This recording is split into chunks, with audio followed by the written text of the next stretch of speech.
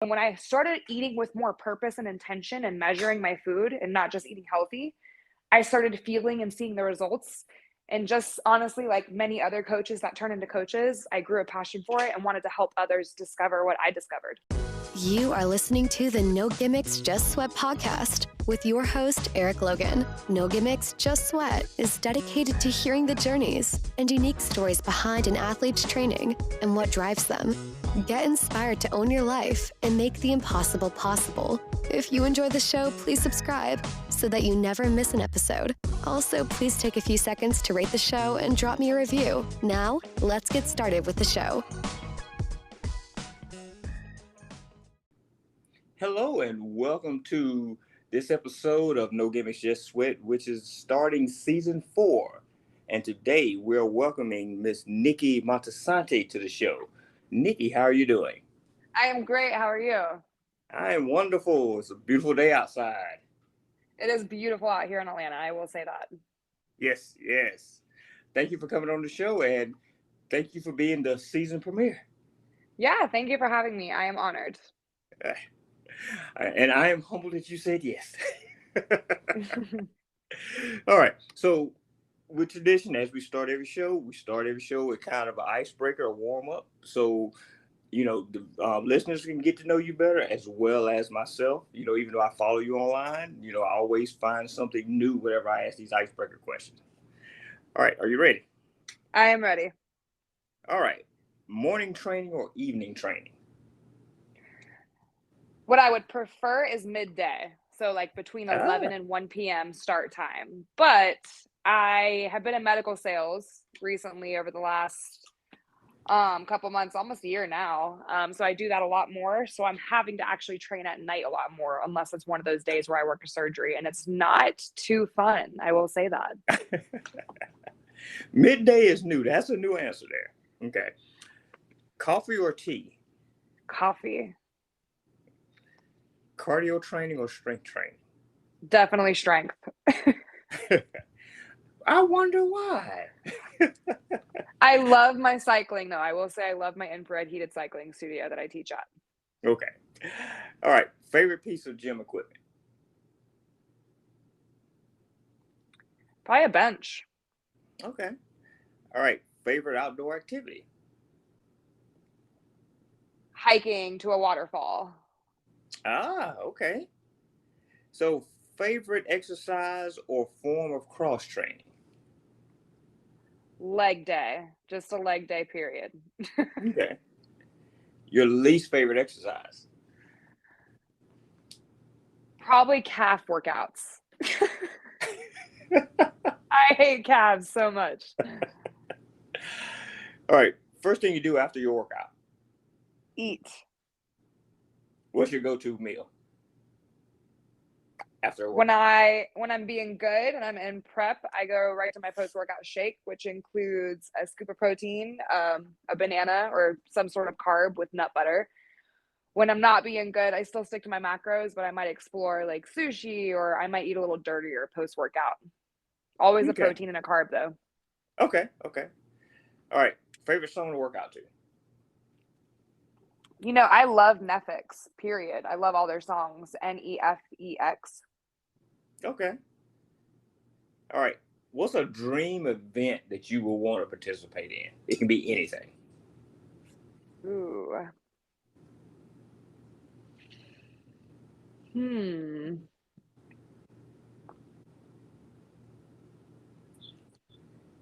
Probably swimming with whales. Swimming with whales. Okay. It'd be something in the wildlife with animals for sure. Okay. Last question. If you can train with any celebrity or athlete, dead or alive, who would it be and why? Ooh. If I could train with any athlete, dead or alive. It could be a celebrity or an athlete. You know what? This might be super weird. I don't really know. There's tons of people I would want to train with, but off the top of my head, I'm so used to training by myself. I can't really name it, so I don't want to keep you hanging right now. So maybe we can come back to that one. Don't feel bad. I like training by myself too. It's like my alone time. It's my me time, you know? Exactly. That's why I explain to people all the time. That's my zone out time. That's my alone time. All right. So, Nikki, let's talk about how you got to be who you are and where you started from. And I always tell people, kind of think of it as, you're sharing your origin story. Everybody starts somewhere. So where did you start? So honestly, my fitness journey, like I am doing and have done for the past 6 years, started when I was done with college softball. I went to a junior college and then I went to a 4-year school, finished out my eligibility. And when I was done with softball, I realized I was just kind of going through the motions. I was a good athlete, obviously enough to get a scholarship, things of that nature. But when it came to formatting my own routine without a coach, I had no idea what I was doing. And that's kind of where it started. Okay. And how did that continue to go? You started, and where did you go from there? So, it's funny when I tell people this story, I always use this as a timeline point. Do you remember that Skinny Bunny tea detox that was really popular back in the day? Skinny, but it's not ringing a bell right now. Honestly, it was probably back in like 2016, 2017. It was when like even Shreds, the program, like before like it got, put away. Like it was so long ago, 4 or 5 years ago. There was this tea that, there's still supplements out there like that where it's like it burns your belly fat. Yeah, okay. So I remember, yeah. I used to train with all the myths that women believe. I did the high reps, lighter weight. I was definitely going for more of a skinnier type of toned look. And when I expanded and opened my mind to all the possibilities for the training industry, because naturally when I started to work out and I realized I had no idea what I was doing, I started doing research. I graduated college with biochemistry, so I'm a natural scientist. So I started researching things. And that's when I started realizing the opportunity in different doors that I had the ability to open for myself in the fitness industry. And I kind of just let my journey take its course from there with lots of ups and downs throughout it. Okay. So, and once I thought about it, I say, oh yeah, skinny teas. Yeah, I remember the tummy teas and all that stuff. Yeah. Yeah. The interesting thing that, like you were saying, a lot of people bought into it. And 1000%. Yeah. It's like, it's kind of like that, you want quick results, those microwave results.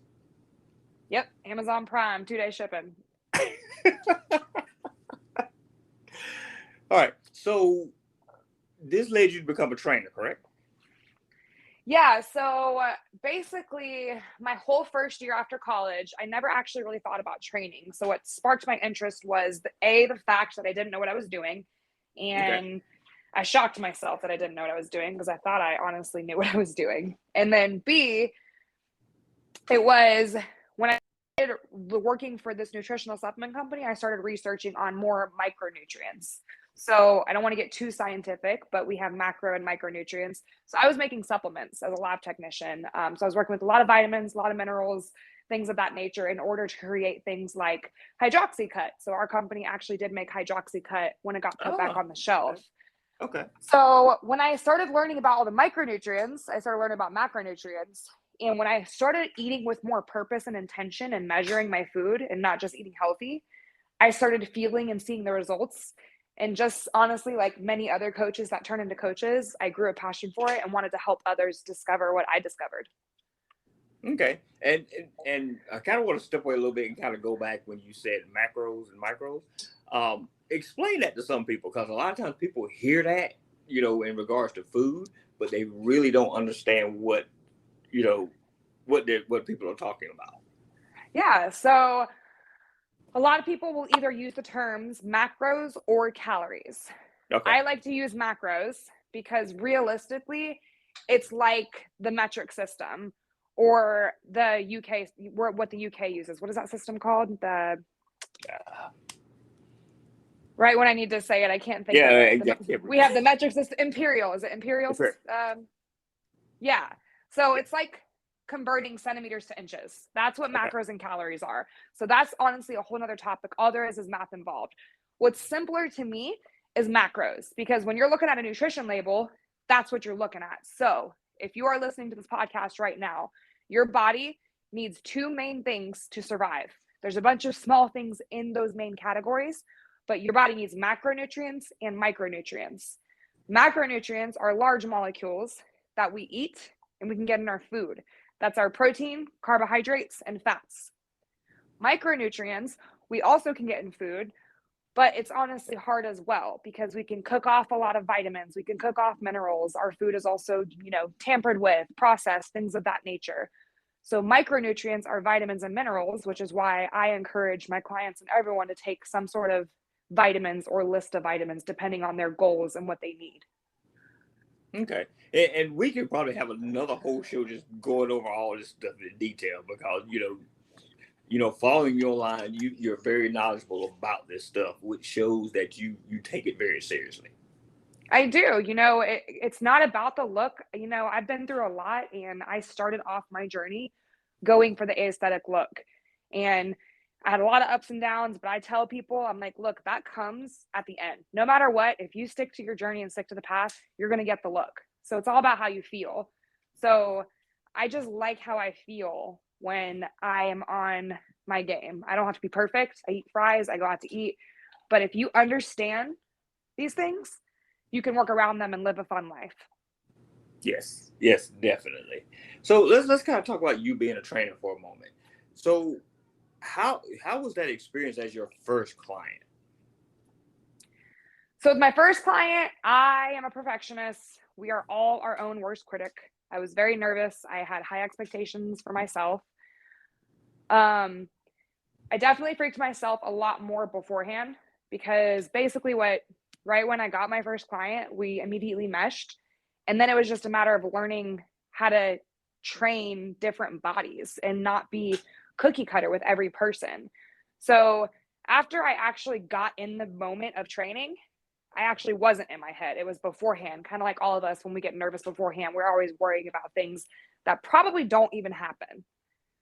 Right. And then it was just kind of years of experience. And, each person was a science experiment. And someone might be more sensitive to turkey, and turkey's not even bad for you. So I freaked myself a lot out beforehand, but I surprisingly just grew more and more as I trained and really studied each client and how they were.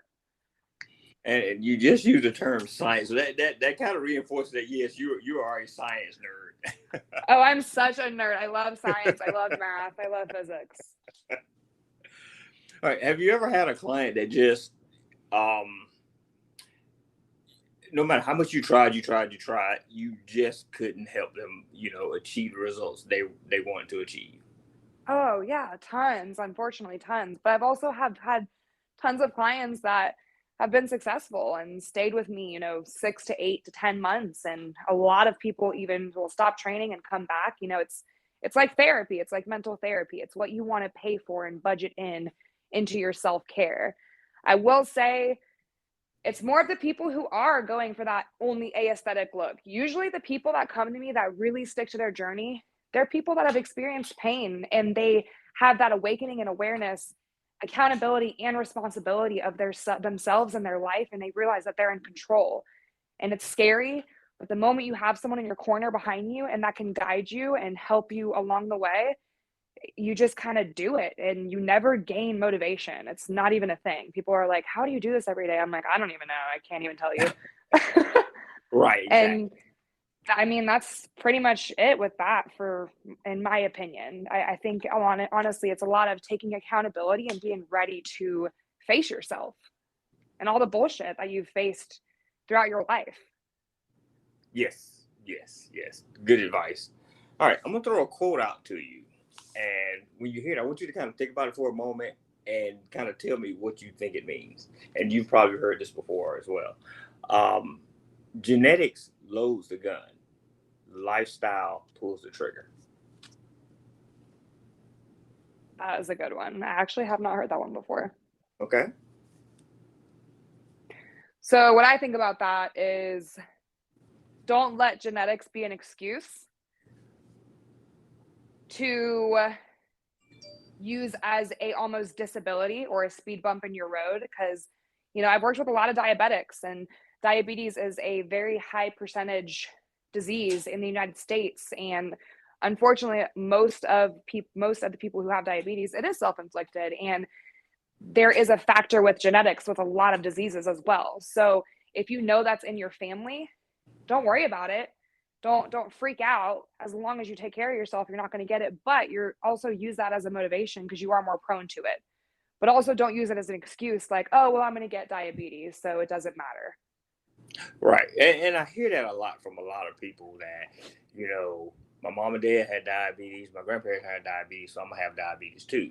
But I always remember something that a doctor told me is that just because you might be high risk of diabetes doesn't necessarily mean you're going to get diabetes or develop it over the years. Correct. And kind of feeding off that, honestly, at the end of the day, if you have it, yeah, it's going to be really, it's going to be really hard, and it's going to be, tolling mentally and physically for sure. And there are tons of diseases out there, PCOS that women face, things of that nature, where it provides a hindrance or it makes it harder for you to reach your goals. And, that alone makes people discouraged by either inhibiting them from starting their journey or continuing on the up and down roller coaster, just like even people without disorders. Right. But would you rather go downhill with the diabetes? Like, because, we also have type 1 diabetes, which is inevitable. And I know a lot of actually fit people and healthier looking people, you would never even know and they had type 1 diabetes, right? Yes. So you have a choice of how you live with what the cards that you are dealt with. Yes, definitely. I think what's her name? Robin Azone. She's one of the Peloton instructors. She has type 1 diabetes, but you really wouldn't know it if you just looked at her. Right. And you need to let people like those people inspire you, especially if you have diabetes. Find someone with diabetes that you can relate to show you the opportunity you have still. Okay. So let's talk about something else that you have on your plate that you do. It's called Sweat Cycle. So do you want to kind of explain that a little bit? Yeah. So basically, from what I've experienced, I've been spinning for going on 4 or 5 years now. There's definitely people more experienced than me in the indoor spin part of the fitness industry, but not many people are experienced with infrared heated spin. So our spin class is a beat-paced workout because you do have your spin classes where they have leaderboards and you're going more for how many revolutions and spins you're doing, things of that nature. So there's different ways to do a spin class. So ours is all riding to the beat. You are in a very dark room. It is black light, infrared heat, and it's the best experience and detox I've ever experienced in my life in that room. I cried in like my second or third class and no one even knew it. Well, if you're sweating like that, nobody's going to see you cry. It looks like a sweat.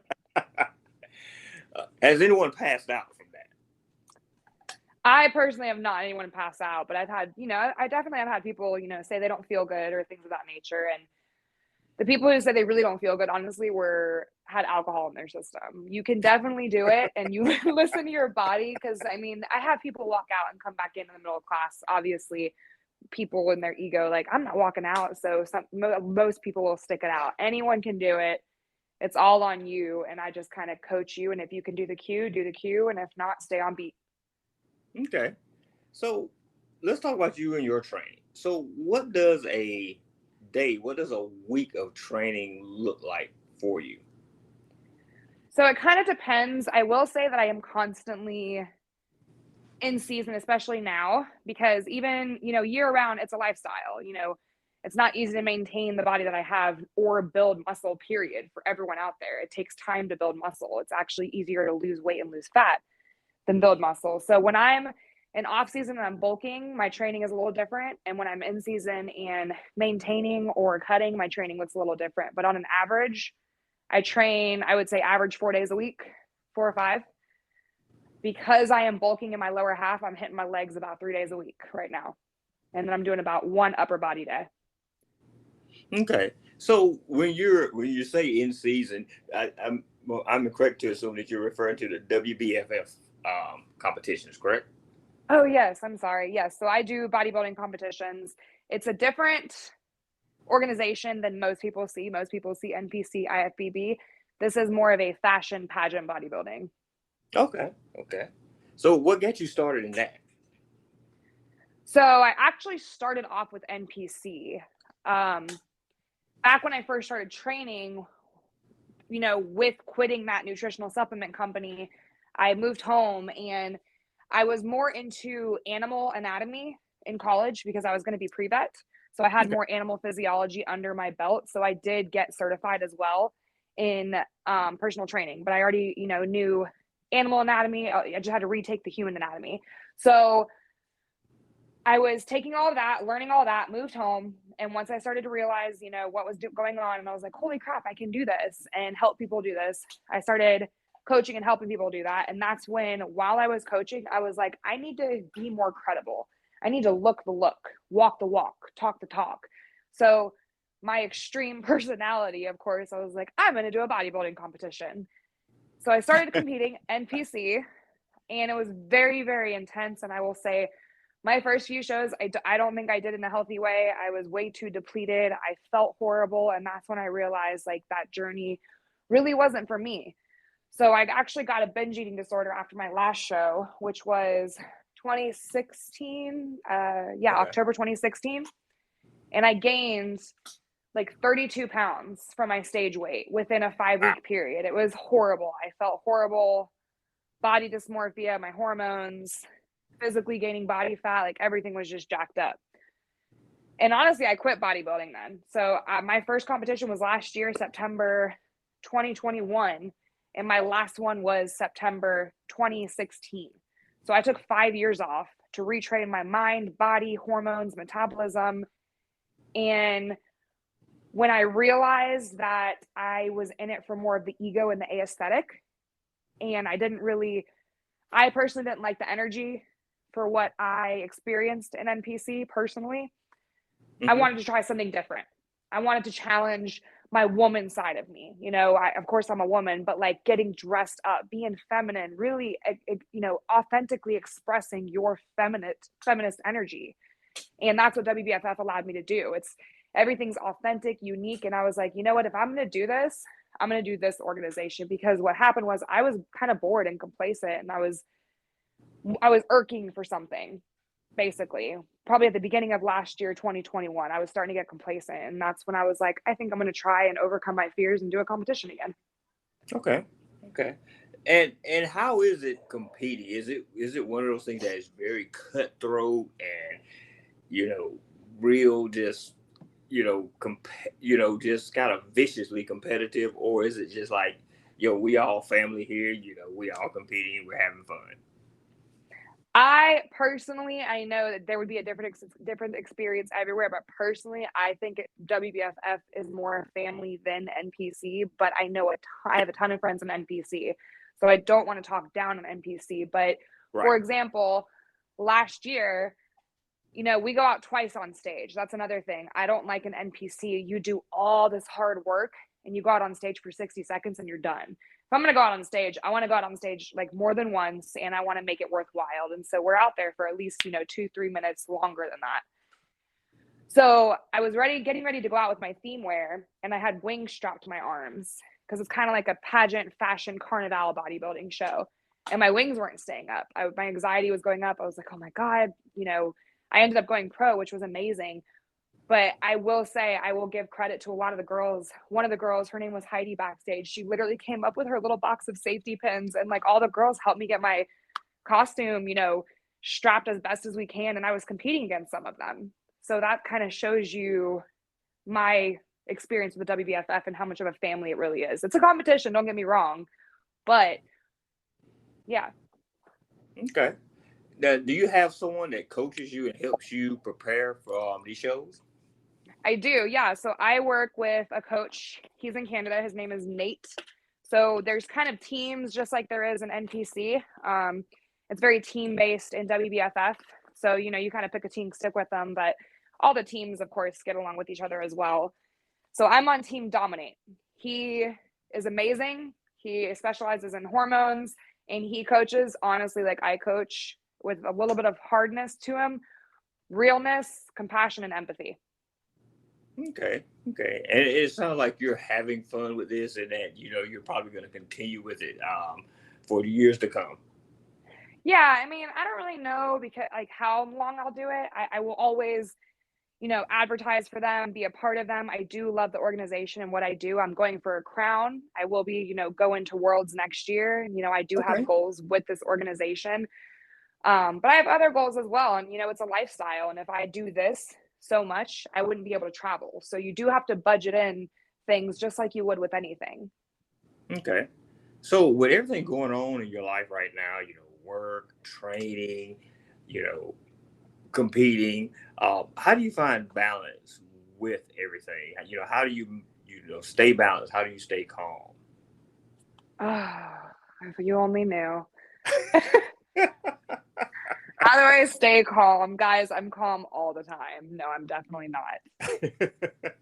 It's really hard. And, the older you get, it's not even just about, oh, quality over quantity of friends. Because even with your quantity of friends, you get to a point to where, you get married, you have kids. And, I'm not married, I don't have kids yet, but I have a lot of friends who have kids or are married. And you still have to make time for people, your family, your friends, yourself, your fitness journey, your mental health, so many things. And it's a difficult thing and it never will be easy.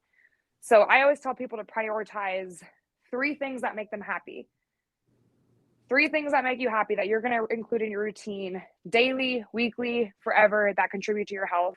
And then think of 3 things that make you happy that you can do once a week, something like that. Like, it's really hard to balance, but if you can you need to prioritize what makes you happy first. The reason why I am so committed to my fitness journey is because of how happy it makes me. None of my clients train as much as I do or incorporate this like they do in their lifestyle. And none of them really want to. They don't want to do it to that extent. And if they ever do, I'm there for them. Okay, that is actually good advice. Even I'm thinking about like, oh, I might start doing that myself. 3 things that make me happy every week. Okay. So, what is your inspiration, or who inspires you? That keeps you going, that keeps you motivated. I'll say the number one answer, the first person I think of inevitably outside of me is my mom. Okay.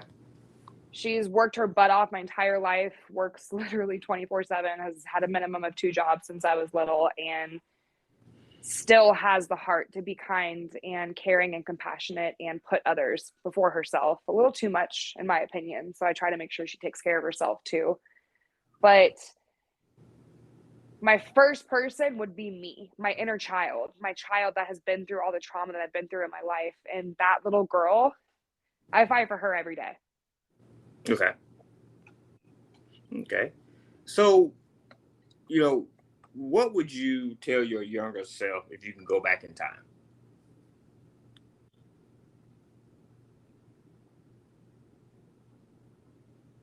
Don't dwell and keep going with a smile.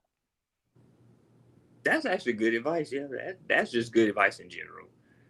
All right. I So, am very bad at dwelling personally. So anyone who dwells out there, anyone who gets it, like I have had anxiety problems and depression problems and anger problems my entire life. I was on medicine at one point. oh wow. So yeah, so dwelling doesn't help. That's one thing about it. When you dwell on something, it just builds and builds and builds until you have to release it. Right. And I mean, to an extent, like I have a very bad problem. And, a lot of my clients, if not all of them, we all probably have this, we're all human, is having the need to have control over everything. And that's kind of what I mean by just keep going with a smile, because you can't control everything. And all you can control is how you feel in that moment. So do something that makes you happy. Right, exactly. All right. So what's a non-training, non-athletic fact about you that most people don't know about? I love to eat food. Really? Oh, yes. Good food, bad food, any food. I'm a foodie. I love tasting food. Okay. So anything in particular that's a favorite? I'm a Mexican or Chinese person, and it's, obviously it's the American, Mexican, Chinese. No disrespect to those cultures. Chips and cheese dip and a nice old sesame chicken plate. All right. So what's next for you? What are you preparing for, or what are you getting ready, to do? Anything new that's coming up for you? Yeah, so I'm going to have my pro debut in December. So my next competition is, I need to find the exact date. I think it's the first week of December though, and it will be in Atlantic City, New Jersey, and I'll be going for my crown. Okay. Well, of course, I wish you luck, and the listeners will probably wish you luck as well. I appreciate that. I will need the luck for sure, but I will need y'all just send me the confident vibes because it's a matter of me getting in my head. All right, well, they're coming your way. We're gonna have them ready for you. All right. Any last words you want to share with the listeners? None particular advice-wise, unless you have a certain topic that you frequently experience with your fans. But any questions that you guys have when it comes to standard questions or honestly just FAQ type questions in the fitness industry, don't hesitate. Don't feel bad. You're welcome to reach out to me. But I also have a YouTube channel I haven't uploaded on there in a little bit, but it has a lot of questions that people have every single day. And my goal is to teach concepts so that way I can simplify the thing that you need to implement to make sure you make this a habit. So I would encourage you guys to go to my YouTube channel. Hopefully some of those videos can help you out. There's questions like, weights or cardio, or how many days a week should I work out? There's stuff on macros in there. So hopefully you guys can get some stuff out of that. Okay. So Nikki, again, thank you for coming on the show. So how can people get in contact with you? So you actually can reach me through my Instagram. My website is down. I don't know when I'm launching it back up again. I'm doing a lot of rebranding in regard to my business with what I do with coaching. I don't take on too many clients right now with being in medical sales, but I'm always here to post, educate, and help people. So head to my Instagram. It's Nikki_fitness, NIKKII_fitness.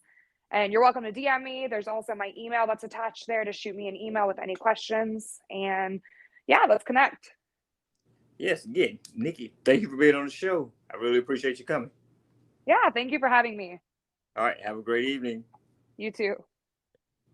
Thank you for listening to this episode of the No Gimmicks, Just Sweat podcast. We really appreciate everyone who tunes in each week. If you enjoyed today's show, please support us by subscribing, rating, and reviewing the show wherever you listen to podcasts. And remember to tell your friends about the No Gimmicks, Just Sweat podcast, so we can continue to have awesome conversations with everyday athletes just like you. Until next time, have an amazing week.